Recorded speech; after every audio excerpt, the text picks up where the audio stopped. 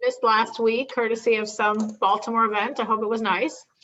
And we are up to the 15th section of this talk. We'll see, perhaps we'll get through today for sure, the 15th and 16th. Maybe we'll begin the 17th as well. The 15th and 16th are fairly short.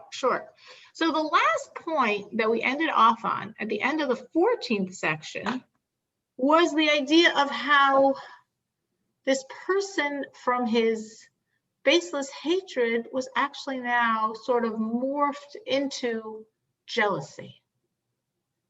And the Rebbe was explaining how enormously potent a force jealousy is, how it's like really incredibly damaging and incredibly difficult to uproot. If you remember, we're talking about him sort of looking at the other person with a bad eye, but really it's coming from a jealousy. So with that, we're going to begin the 15th section. Does anyone have anything to report over the last 2 weeks? Any work in this area, growth in this area, questions in this area, situations in this area?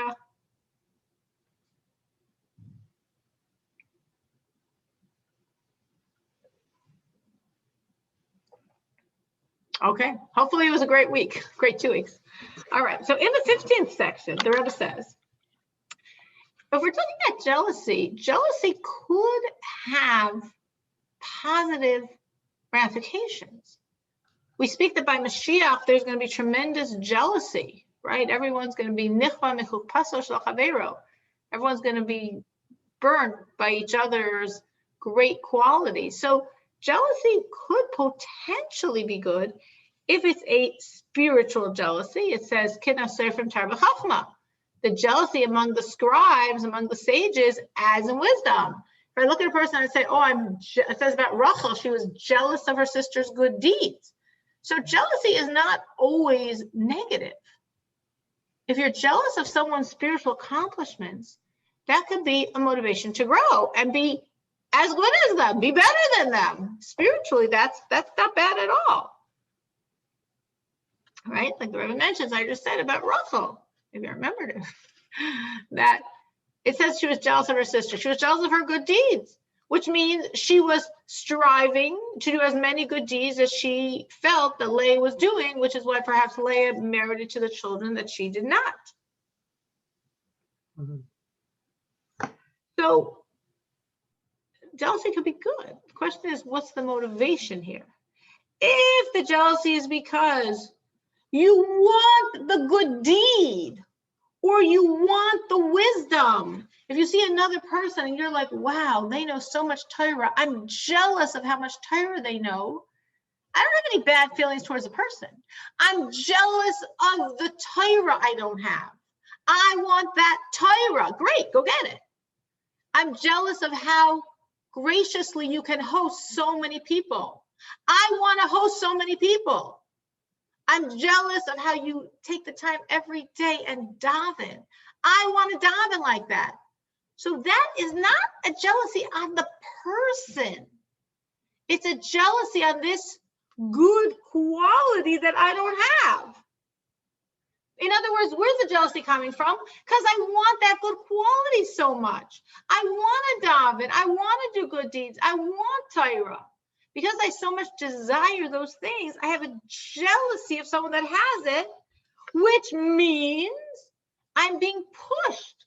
The jealousy is a push. It's an impetus. It's a catalyst to get me to work harder. I also can daven like that. I just got to work a lot harder.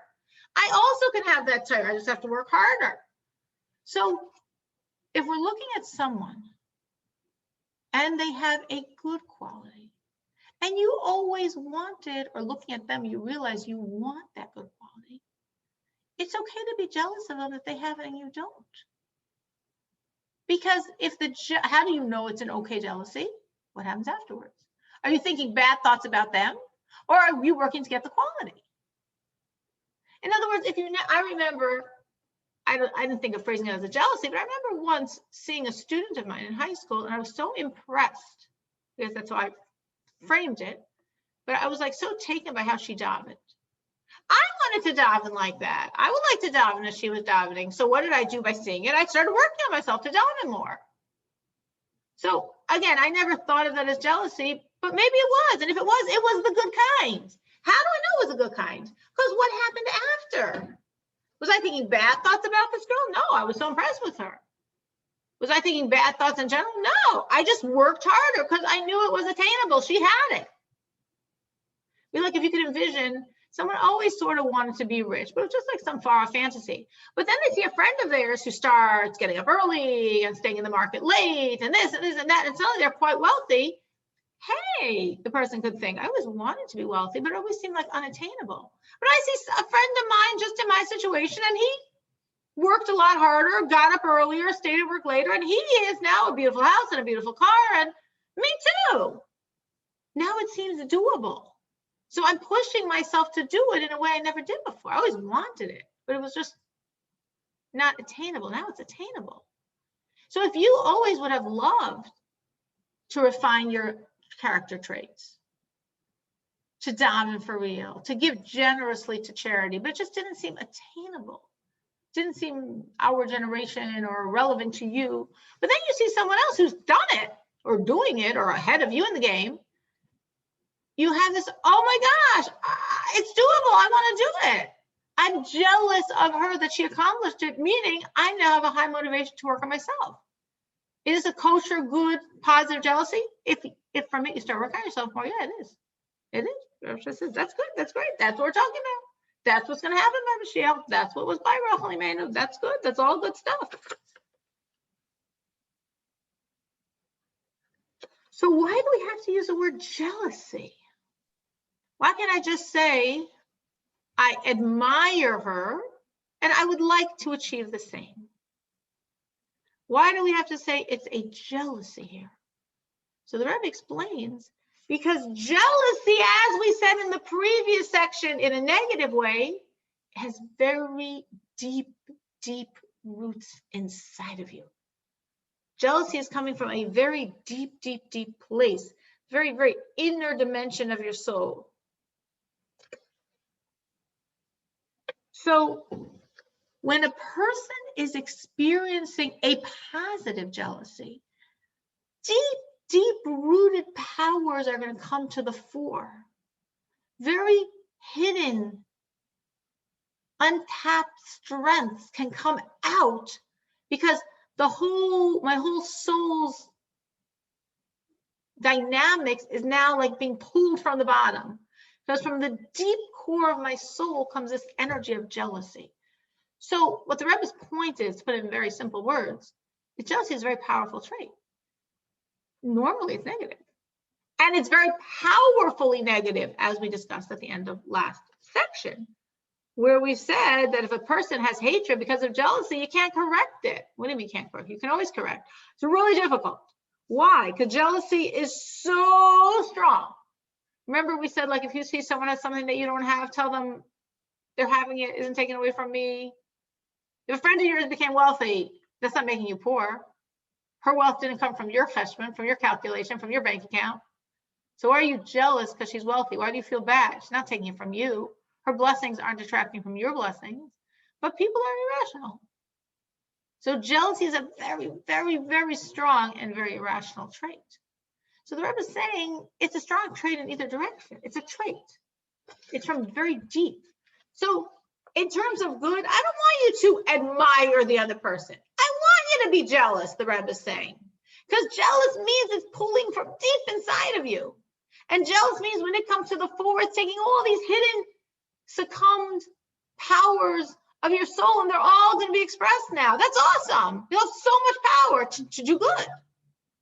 So in good things, we actually want you to be jealous because you're going to move much deeper than otherwise.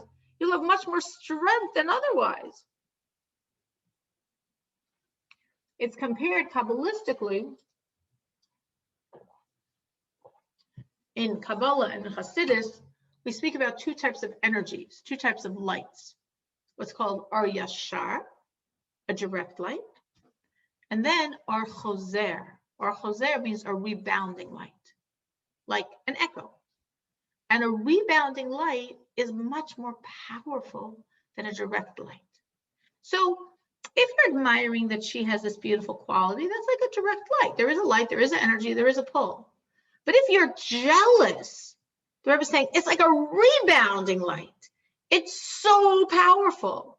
You will accomplish so much in yourself if you're utilizing jealousy in its most godly manifestation.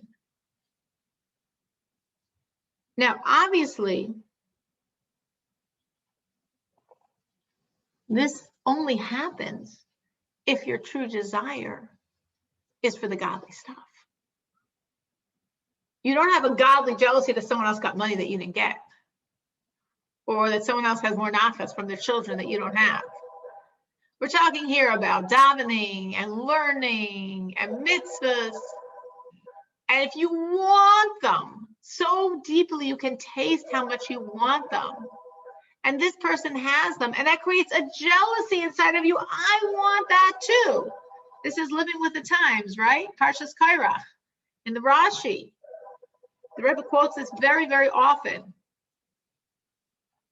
And when Kairach has his complaint, why should Aaron be the Kohen Gadol? I also want to be the Kohen Gadol. Like, we should all be the Kohen Gadol. And what does Moshe respond? That the Rebbe quotes all the time. Avani writes a bekach. Moshe says, you're right. I also want to be the Kohen Gadol. To want to be the Kohen Gadol is not a bad thing. To create a rebellion is a bad thing. To defy God's a bad thing. To defy Moshe and Aaron's a bad thing. To go around among the Jewish people to get them all upset and create rebellion is a bad thing. But to say, I want to be Kohen Gadol, Afani writes a bekach. I also want to be Kohen Gadol. That's a good thing. There's nothing wrong with wanting to have a spiritual quality that you see someone else has that you don't possess. It should be a catalyst for you to work really hard. You say, there's only one Kohen Gadol. Okay, but you can still look at art and say, wow, I want to have that sanctity. I want to have that godliness. I want that closeness with Hashem. It's not bad to want it. It's bad to all the stuff he did. But to want it's not bad. And the Rebbe would say that very often. The Rebbe quoted those words of Rashi, of what Rashi is saying that Moshe said, I also want to be Kohen Gadol. To want to be Kohen Gadol is beautiful. Just don't do anything evil to get it. So when you look at someone else and you say, oh my gosh, I want to daven like her. I want to learn like her. I want to have guests like her. I want to handle my children like her. Beautiful. And now work hard on yourself. And if that's what you do, you'll be able to be far more successful because of the jealousy. So that was like the first third-ish, a little more than third of this section. That was nice because we were talking all in the realm of godliness, of good, of positive. But that's not really the focus here. The Rebbe was bringing that in as a contrast point that a person shouldn't get confused and say, wait a minute, why are you saying jealousy is so bad? It says by Mashiach, it says by Rachel. So the Rebbe like answering the question and saying, yeah. Jealousy could be beautiful in that framework. But in the framework we're talking about, the difference is very clear. Because seemingly it's very the same. Here's Mrs. A, who's jealous that Mrs. B does so much chesed. Oh, that sounds just like what we're talking about. It says no. Because it's not coming from a true desire to do chesed. That's not the point. What it's coming from is this sense of upsetness, or worse, that someone else one-upped me, that someone else superseded me. Okay, so that's the difference. Obviously, if one person's jealous that someone does chesed, and another person's jealous because they also want to go on a trip to Jamaica, so we understand this is godly, this is not. But they're saying, no. Two people could be jealous of the other person's chesed. One person doing chesed, you have two people jealous of it. But one person's jealous because they want to do chesed, and they see their friends doing so much more chesed than them, and they feel bad, and this pushes them to do more chesed, and this jealousy is a catalyst to pull out their deepest soul powers, and you do have time, and you can do it, and you can carve out time, and there are people that need your help, and you push really hard. You're jealous. You push hard to do chesed. Beautiful. Well, the other person's also jealous because so-and-so does so much chesed. It's not because she wants chesed. It's because she doesn't want anyone to seem superior to her. So she's jealous of the chesed. She's not working herself to do more chesed. She's bashing the other person. The issue isn't that she wants to do chesed. The issue is she doesn't want anyone to supersede her. She doesn't want anyone to be holier than her. That's also a quality. I want to be the holiest. You know, some people want to have the best, the highest chiffon cakes, have the most up-to-date shaitel styles, do the most chesed. I just don't want anyone to get past me. So I'm jealous because it looks like she's getting past me. Is this motivating me to do more chesed? Not necessarily. It's motivating me to be upset at her. Because how is she getting past me? So it's really to look at ourselves very carefully to really understand this difference. Because it could seem subtle. And because we could fool ourselves. We could fool ourselves. We're very good at fooling ourselves.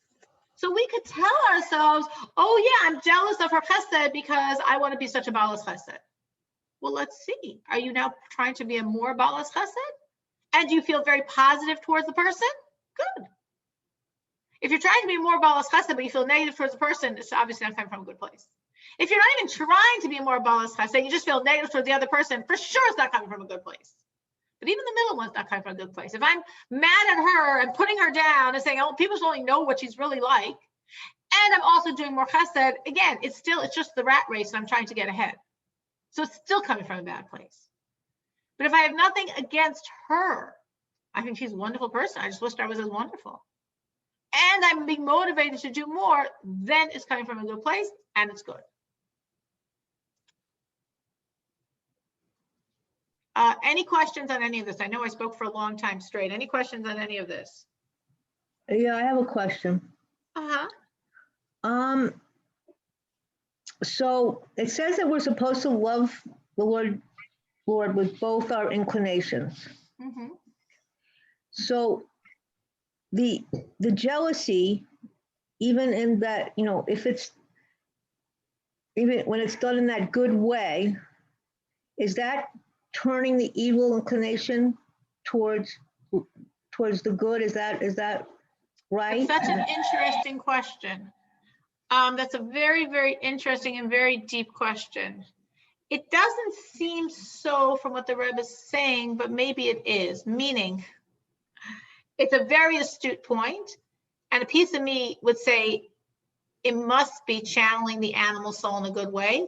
But in the exact wording of the Rebbe Rashab, when he's explaining why jealousy, a godly jealousy, is so powerful and so good, he writes, Shakina, that jealousy, magia, is coming, ba'omek ba'o b'pnimius nafsho. It's coming from very, very deep, from the inner dimensions of his soul. And that's why and that's why when the jealousy, it's like the idea of a lever, right? The Rebbe says that, probably you heard it this week, maybe in connection with the 28th of Sivan, right? 28th of Sivan, big day. That Tuesday, that 80 years from the Rebbe coming to America, what's the whole kunz of coming to America? America's at the bottom of the world. If you pick up the bottom, you're picking up the whole world. Right? So here, if the jealousy, if a godly jealousy is rooted so deep inside your soul, when you open that up, all the other stuff that are higher, but also buried, they all come up with. So the Rebbe Rashab here is very clearly viewing this jealousy as coming from your neshama. But I think what you're saying is a very deep point. So I don't know, meaning I don't want to, like we say, Hachaltzu. I don't know if you're also serving God with both souls and also taking the animal's jealousy and converting it. Maybe it depends how deep and how high. I don't know. Because the Rebbe Rashab doesn't say that here. And if the Rebbe Rashab hadn't written those lines, I probably would have assumed so. That would have been my assumption. Oh, this is jealousy in your animal soul. And normally it's controlled by the Yetzer Hara. And here You're controlling it by the neshama. Awesome. But that's, the Rebbe clearly is writing that it's actually a power from the godly soul. So neutral, animal soul doesn't mean neutral. Animal soul means animal qualities. Animal qualities normally are evil because the natural boss of our animal soul is our evil inclination. But an animal quality could be godly because the animal could be controlled by the godly soul, even though her normative go-to is the evil inclination. That's like it says in the Gemara, I think we mentioned this once in this class, that it says in the Gemara that a murderer, a shoichet, a ritual slaughterer, a moihel, one who's circumcised, and a doctor, surgeon, all have the same nature. They all like to spill blood. So you could do it in an evil way, you could do it in a godly way, you could do it in a humanistic way. It's all coming from the animal soul. The animal soul could be controlled by the evil inclination, could be controlled by the godly inclination. Normally it's controlled by the evil inclination. Someone has ego. Well, of course, ego is like the greatest of sins, especially in Hasidic thought. But a person could channel their ego in a godly way, and because they have ego, not let themselves sin. So you're taking your animal and it's being driven, it's being controlled by your godly. So I don't know. I would assume you're right, but I can't say it because the Rebbe doesn't say anything like that here. And very clearly, this jealousy is not originating in the animal. This is very strongly originating deep, deep, deep in the godly. That's an excellent point. Anyone else? Any other questions? Someone asked such a good question. The other person's like saying, oh, my question's so stupid. I'm not going to ask. Don't feel that. Any other questions? You can always write it up. You can always write it up just to me, so I'm the only one that sees it. Okay. All right. Trying to remember. Okay, so we were saying the test, if you're jealous of a physical issue, even a good physical, and money is not a bad thing. But if it's something physical, so we understand it's not coming from your godly soul. But we're saying here, even seemingly a spiritual virtue might not be a godly jealousy. You have to really ascertain yourself very honestly. What's the outcome of this jealousy? What am I doing vis-a-vis the thing? And how do I feel vis-a-vis the person? And we could fall. You know, our yetzer haras, our evil inclinations, they're very shrewd. We could fall. We could be like, oh no, it's a godly thing. I'm jealous that she goes to shul every Shabbos and I can never go to shul. But I don't feel very good about her because of that. So then it's not coming from a godly place. It's a godly virtue, but it's not coming from a godly place, because if it was coming from a godly place, you would have no negative feelings towards the person. It's the issue, it's the achievement, it's not the person, when it's coming from a godly place. When Rachel was jealous of Leah, as Rashi explains, she was jealous of her good deeds. She had no bad feelings toward Leah. She just wished she had as many good deeds, and she was motivated to have more good deeds. But there was no negative feeling toward Leah.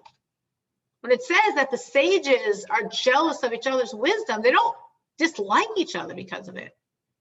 They just want to be as wise. They want wisdom. So when I see how much you have, I realize I could have so much more, and I'm pushing myself to get more.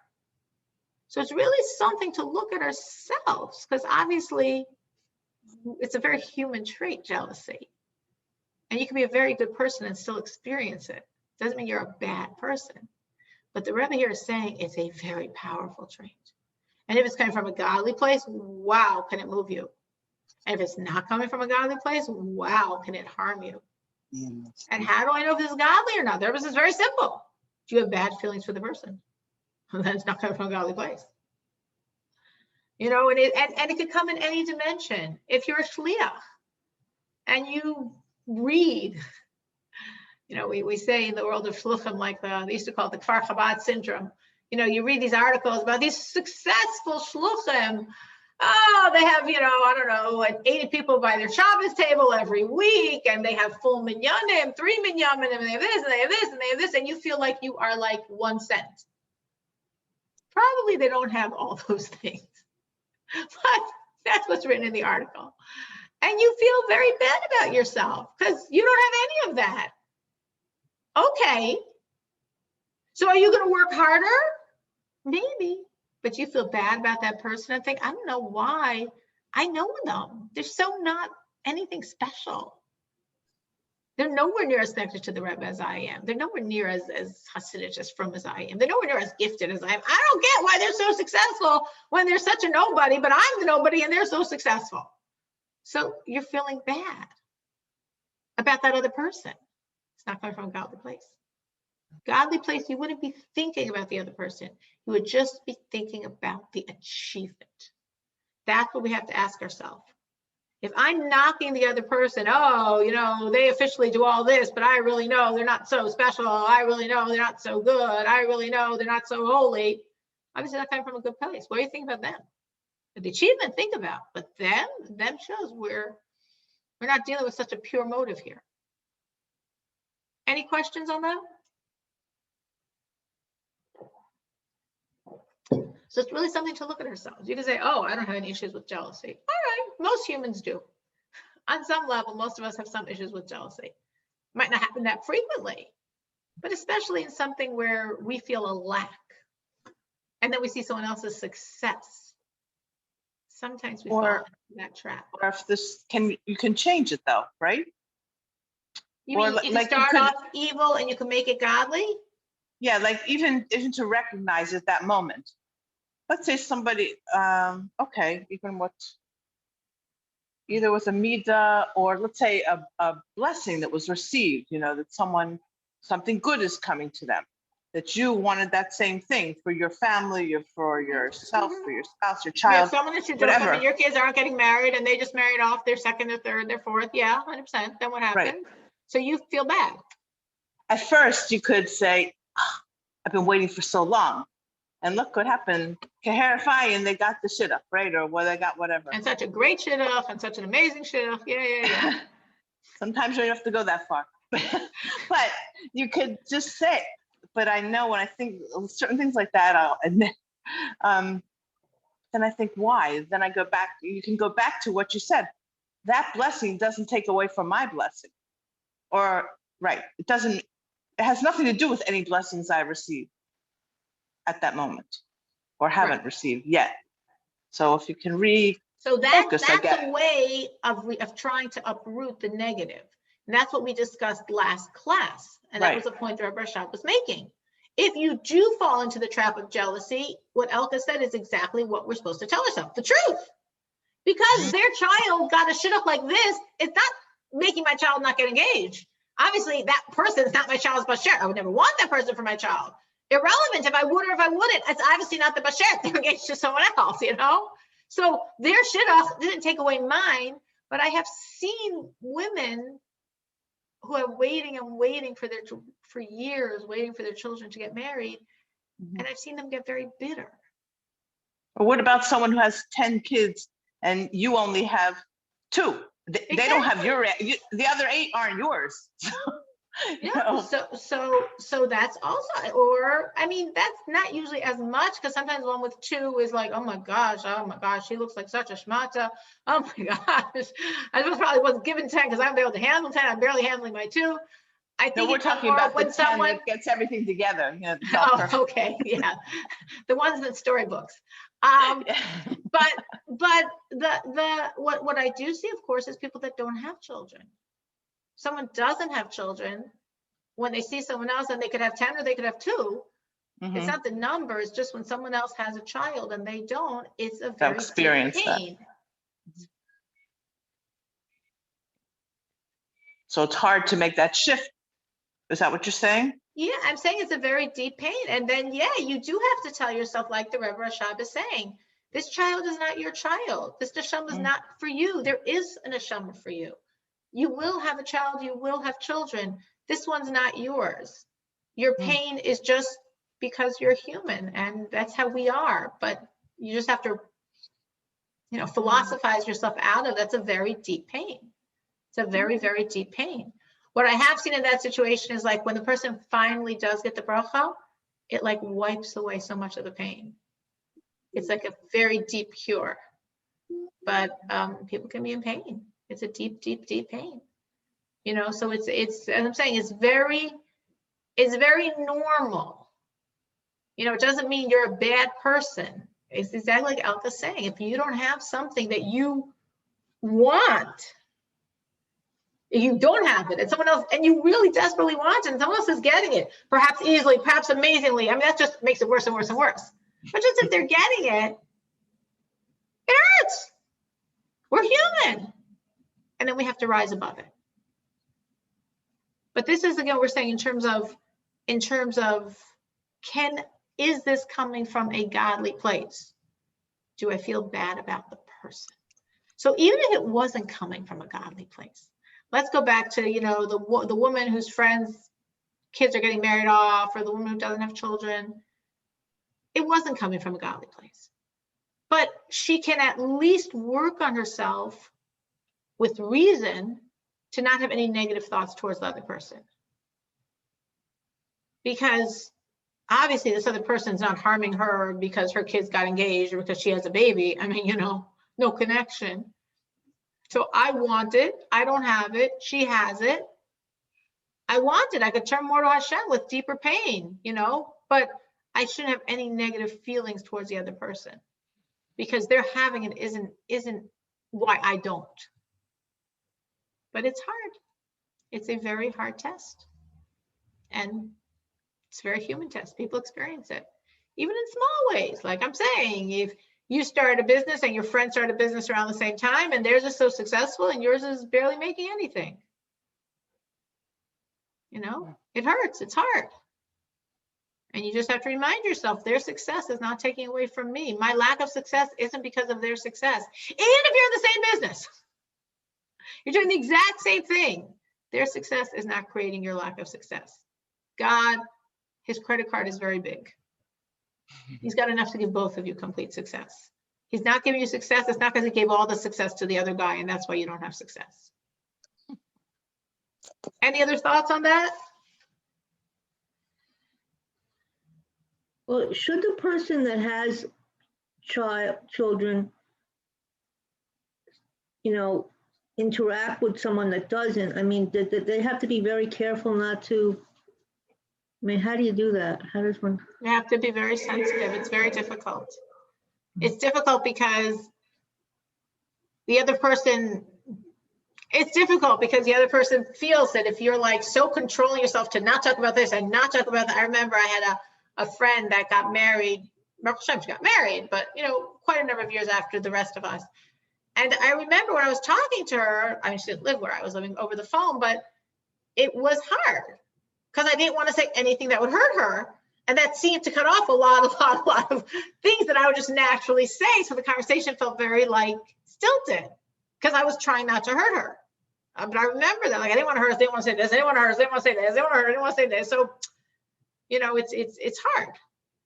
You know what I'm saying? So yeah, you have to be sensitive and you have to be better than I was then, because I was younger, because wasn't too skilled, to still have a warm conversation while at the same time you've been very careful not to talk about a lot of things. Yeah, and not to complain. They feel like I don't want to say something that's making anyone else jealous because I don't want also the negative energy toward me of someone's jealousy. So it works, and you know, the other person's also feeling very cautious and doesn't want to talk about it. And sometimes someone gets a bracha and then they feel negative energy and they feel people are jealous of me. It goes in that direction also. That's why people don't post their entire life on Facebook or, you know, flood WhatsApp with pictures of their this and their this and their this, because they don't want, you know, they don't need that negative energy. Any other questions on this? Any other thoughts on this?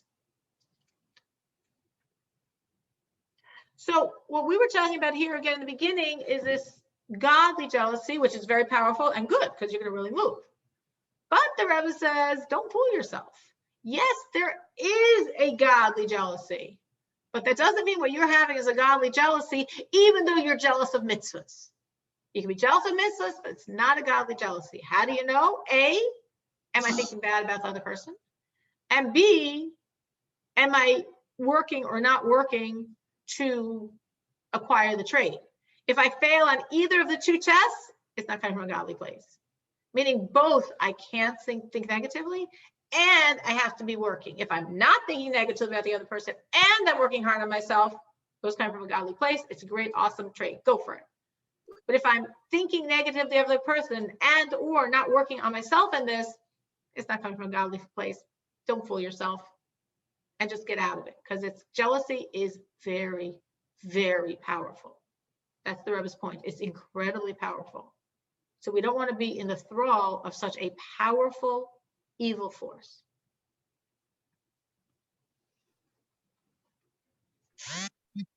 Okay. So the Rebbe is saying, when you're looking at someone else that davens better than you, that learns better, and it's not that you care so much about davening and learning, the Rebbe says, you care that nobody should be better than you. And that's why you're so upset. The Rebbe said this is really, really, really evil. And where's this coming from? From ego. It's not coming from love of davening. It's not coming from love of Torah. It's coming from ego. And that's why we have this very interesting phenomena of people that seem so good. Why do they seem so good? Because they hang out with very simple people and they're very kind to them and they show them a lot of attention.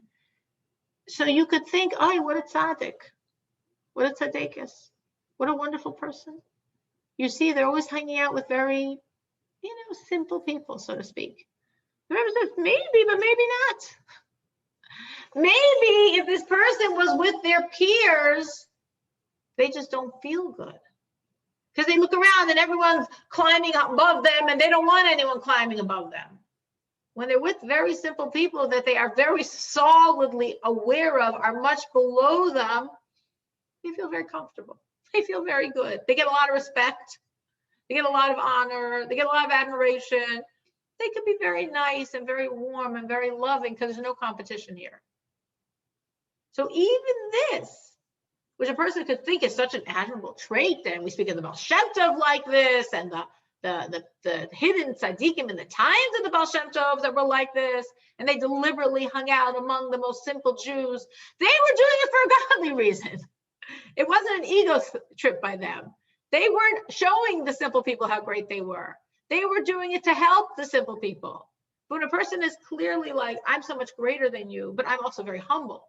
So therefore, I like to hang out with you. It's like, maybe, but maybe this is just a place where your ego feels safe. And that's where you're doing it. Any thoughts on that? Any questions on that?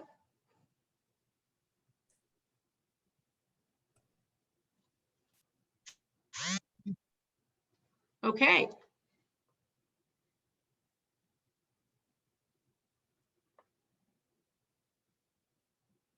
So the Rebbe's point is that this person, the one who because of ego security issues, likes to hang out among the simple people, what does he tell himself? He tells himself, oh, I'm such a tzaddik.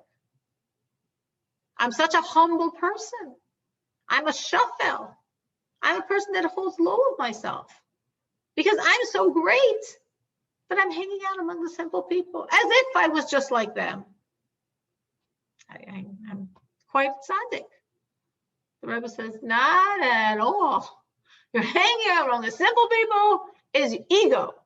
And considering yourself such a tzaddik for hanging around the simple people is a double dose of ego. And he's really fooling himself. Because obviously I'm a tzaddik. I mean, why else would I befriend these common, simple people that can't learn any Torah? And I know so much Torah, that are so, ignorant, and I'm so knowledgeable. It must be because of my humility. The Rebbe says, no, it's not because of your humility. It's because of your ego. So the Rebbe is being very, very, very strong here on this point. Now, I don't know if this is so relevant in our generation. I don't know if our stratas are written exactly along those lines. But in the time of the Rebbe Rashab, this was a very realistic situation. That a scholar would normally hang out with the scholars just because they're peers or colleagues. They're going to talk Torah together. So this scholar who says, no, I'm too humble for that. I'm going to hang out with the ignorant people because I'm so humble. The Rebbe says, maybe, or maybe because you have a lot of ego. And if you hang out with your colleagues, your ego feels threatened. Or you hang out with the simple people, your ego is not threatened. That might be why you're hanging out with them. So again, what the Rebbe wants us to do is to decontextualize, analyze our motives. Our Yetzer Hara can be very, very tricky. Analyze our motives. Why are we really doing what we're doing?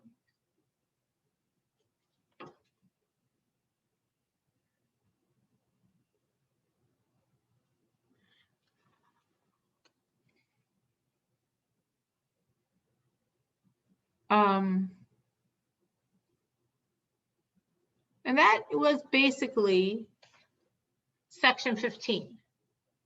We could go on to section 16. Do we have any more questions or thoughts on anything from section 15?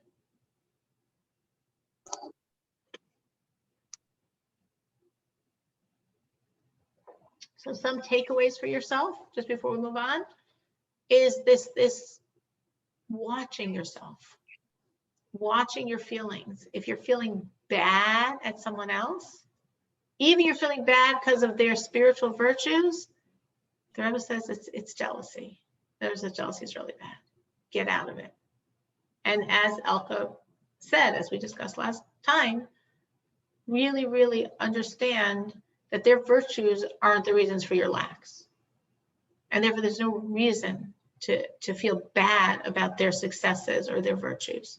If you really care, work on yourself. And working on yourself is good. And jealousy then is good. But watch your motives. Don't fool yourself. Like we say, only a fool can be fooled. And what's the point in fooling a fool? So, if you're fooling yourself, it's just like, what a fool that you can fool yourself. Okay.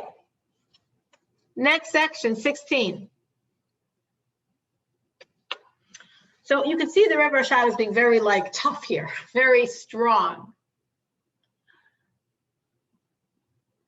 So someone asked me a question, what do you do if you realize you are fooling yourself? You change. That's what you do, you change. If you said to yourself, oh, I always thought I was pretty holy and I was upset at this person, upset at this person, upset at this person, and now I'm taking the Rebbe Rashab's words to heart and I realize it's not coming from holiness, it's coming from jealousy. They have what I don't have. I want to have their success. They don't have their success. I want to have success. I don't necessarily need theirs, but since I want success and I don't have it and they have it, I look at them with 5 eyes and I see all their flaws. Why am I looking at them with 5 eyes and seeing all their flaws? Because I want the success. I don't have it and they do.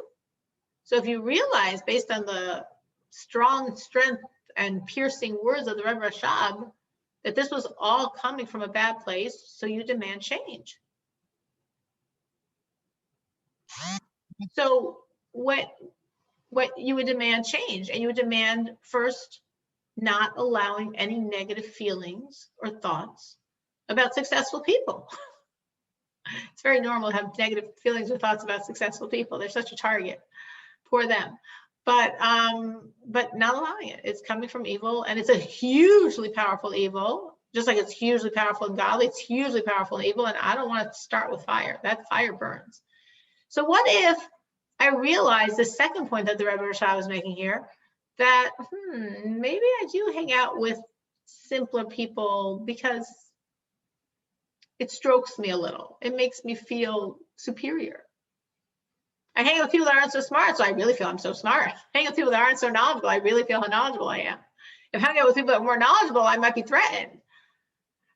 So that's the question there would be, you sort of have to ask yourself, well, how can I continue doing this and at the same time honestly look at myself and say, I'm not superior to these people. This person could have far more chesed than me, or this person could be, a far better wife or far better mother than me because I happen to know more Torah than them or whatever the other quality is. I'm not superior to them.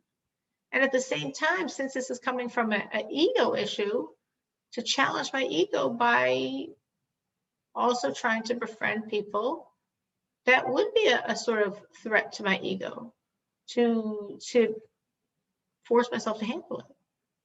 So I don't think in our generation, I don't think the Rebbe Rashab's generation either. The Rebbe Rashab's point was, so if you realize you're hanging out with the simple people because of your own ego trip, so stop hanging out with them. It's not stop hanging out with them.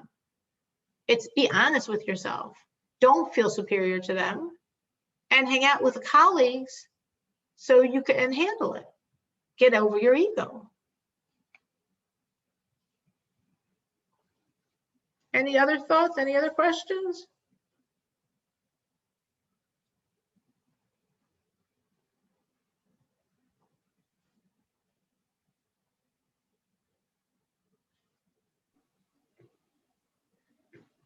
Yeah, it's very dangerous if someone's feeling that way for them to be in the community with them. Like, you never know when something might come up and subtly they would do something not necessarily in their interest, you know? I know I've done it. Like just years ago, I mean, maybe decided not to bring this child in the carpool or, whatever like that. And I just look back and I go, wow, I wasn't loving everyone exactly the way I should have, and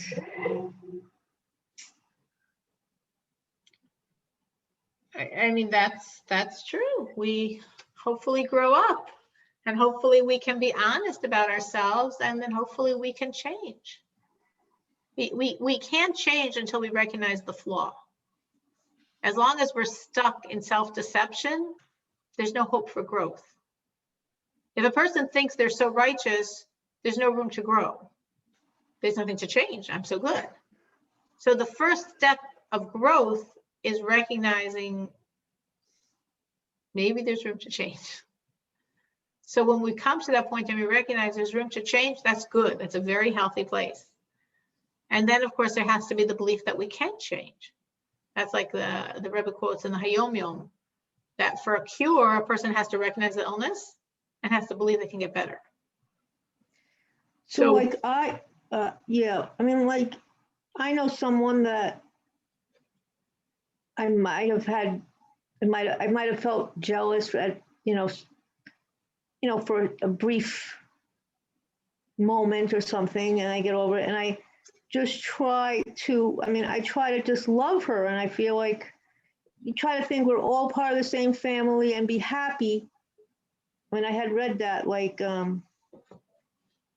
this solution for it, which is just imagine we're all in the same family. Imagine she was my sister, she was my daughter, she was, and that I would want the best for that person. And so, and that really helped me, like that was a big problem. Like, how can I be happy for everyone? That's a good idea. The best thing is a child, because you could be jealous of a sibling. But it says the only one that we're sure a person's not jealous of is their children. Okay. So anyone else you could be jealous of. You could be jealous of your sibling's success, but your child, you're gonna be happy in their success. So imagining the other person is like your child, that's a very smart idea. That's very smart. That's very wise words. If that helps. Right. It's really an amazing growth experience for me, because when I'm at this person's house now, and she tells me something about her kids and I smile and I'm so happy. I'm really starting to feel so happy that she's happy and that things are good, and but I really feel it. It was very alien feeling for me. I've been growing, to be happy for someone else. That was just like, what? I don't know how. We're not brought up that way. I mean, people fake. The secular society doesn't have that. How does it even work? It's just like. Makes sense. The secular society is even more egocentric than we are. So, right. Makes sense. All right. So we have like 4 minutes left, but let's try to start the next ice. So what the Rebbe is now saying in the next ice is, because again, the Rebbe is really pushing people to work on themselves. The Rebbe says, everything we're saying here, and it's a good point to leave off on, that we won't do the whole ice. Everything could be in a very blatant, ugly way, or it can be very refined. So if you hear this, right, like what we're talking about tonight, and you're like, wow, it's good I don't have any of these problems. They sound really bad. Jealousy is really bad. It's really evil. I'm glad I'm totally clean. The Rebbe says, really? Are you? Yeah. Yeah, that sounds, I mean, it feels so bad when someone else has good. It never happens to me. And yeah. The Rebbe says, maybe not. Because everything that we're talking about, any midah, can be very overt, or can be subtle, or can be very subtle. If you know this famous teaching of the Rebbe, so this is, of course, this is Hachaltzu. We're 2 generations back Hasidim. This is the Rebbe Rashab, the 5th Rebbe. But our Rebbe teaches a very famous teaching of the Rebbe on the term in Ethics of the Father and Perkei Avos of din v'cheshbon, which means a judgment and a calculation. And he says judgment and calculation should be the other way. First you calculate and they make a judgment. He explains that because a Jew is a piece of God, Jews are big, powerful, holy people here, so the heavenly courts can't really judge a Jew, but there sort of needs to be judgment. So what do? So it says that the courts will create a scenario where they will show you someone else sinning, messing up in the same way you did. And you, being human, are going to pass judgment. And the judgment you pass, that's reflected back and becomes your judgment. So the heavenly courts didn't judge you. You judged yourself. That's what we say, din v'cheshbon. First, there's a judgment, the judgment you pass on someone else. And then after that, there's a cheshbon, there's a calculation, how that calculates and becomes your judgment. Now, when this process is happening, very often it's like a circus mirror, a funhouse mirror. It's not a perfect mirror, because in me, the issue might be very subtle. But if I see it in someone else as subtly, I might not notice it. So there we lose the whole opportunity to pass judgment. So what the Beis Din Shel Ma'ala, what the heavenly court can do, is take the same issue, but show it to you much more blatantly. So you notice it and pass judgment. Similarly, whenever you are being shown, whenever you're aware of someone else is having a problem and you're not their mashpia and you're not their mother, you ask yourself, why is God showing me this? Why do I need to know about someone else's garbage? And an answer could be, because otherwise I would never recognize my own. Self-love, very powerful, deceptive tool we have. Very hard to see ourselves clearly under the layers and layers of self-love. So I never realized how egotistical I am, or that ego is so ugly. So God says, oh, you don't know, no problem. I'll show it to you in someone else. You'll realize really fast. So when you see this quality in someone else, it's going to be far more blatant than it is in you. So you really notice it and really see it in its extreme and be like, oh my gosh, that's really ugly. Why is God showing this to me? I guess me too. Though in a much more subtle way. True, but you still have it. You still got to work on it. So the Rebbe Rashab's point here is to say, you might be learning this and thinking, it has nothing to do with me. But you have to be aware that all of these traits could exist inside of you, but in a very subtle way. Very, very refined version of the story. And you're not thinking about refined versions of the story. So you allow it to flourish inside of you unharmed, unchecked, because you don't realize this is it, but it is. The Rashab says we have to be careful about that subtle, refined, little, like, the white lie. You don't need it in neon purple. a white lie is also a problem. So a minor version of this, let's take a trait, like obvious trait for this is like honesty. So we live in a very dishonest world. And all around you, you see countless examples of people that are dishonest. So you're like, oh, I would never do that, and I would never do that, and I would never do that, and I always tell my children not to do that. I'm like, I'm surrounded by a dishonest world. I am so honest. But maybe you're surrounded by a dishonest world, and people are so dishonest, and you would never do any of that. And in a much more subtle way, you're also dishonest. Much more subtly, much more refined version of the story. But you're also dishonest. So you could look at yourself and say, well, my dishonesty is so little, you know, like that little white lie is such a little cute little dishonesty compared to everyone else's. The River Shop says, who cares? That's irrelevant. As long as you have the issue inside of you, you have to uproot it. The fact that everyone else is much worse than you, and you see it in them so blatantly. So when you look at yourself, you feel, well, I'm very comfortable because I'm like this and they're like this. Doesn't make a difference, he says. You've got to do it. You've got to do it. You've got to do it for yourself. You've got to uproot yourself. You've got to deal with yourself. You can't be comfortable in, well, not my problem because I'm, you know, so much less. It says it doesn't make a difference. You've got to search in yourself. You've got to uproot it in yourself. Because why? Because the issue is such a problem. Because we're talking about big problematic evils here. And if you're talking about such an evil, you've got to take care of it, even if it's in a very subtle form.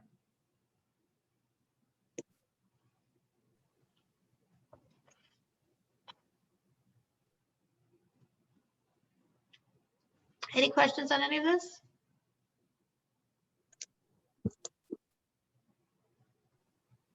Okay. I have, So we'll stop it. I have a Oh, some more comment. questions? I have a comment to add, if nobody else has something that I just heard this talk on Korach by Rabbi Avi Hill of London, so he's saying how, yeah, Korach wanted to be Kohen Gadol. We all want to be Kohen Gadol, right? But the point was, he wanted it. And the focus was on what he wanted, not on what God wanted.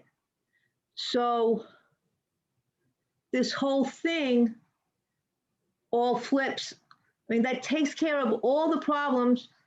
I mean, that you're talking about basically, I mean, it's all summed up in that. It's saying like, that has to flip. What Moshe was, how can I serve you?